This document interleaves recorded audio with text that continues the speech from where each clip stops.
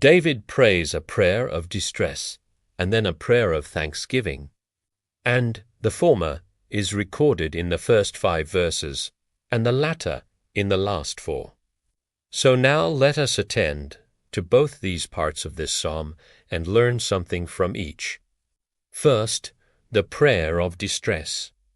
David calls God by one of the most endearing names in the Hebrew tongue: my rock, my fortress, my deliverer.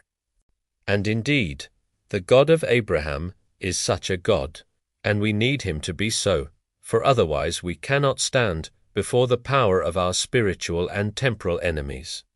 For we are like fragile earthen vessels, liable to break under every harsh and severe stroke, and how weak are we if we depend upon ourselves. Therefore, I say, cast all your anxiety upon the Lord, and he will sustain you. He will never suffer the righteous to be tempted above that they may be able to bear. Notice his confidence in God. He is ready to tell all that God is his rock, and therefore he builds his house, his hope, his expectation upon him. In a word, his whole salvation upon him, and observe the boldness of it.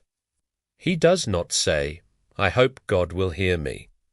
I fear he will not regard my prayer. No, no, he knows God will not reject him, for God is his rock.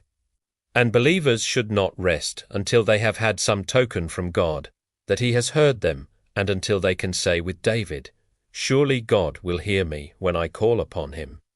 He begs God would not reckon him to the account of the wicked, much less to the account of those who are his professed and avowed enemies.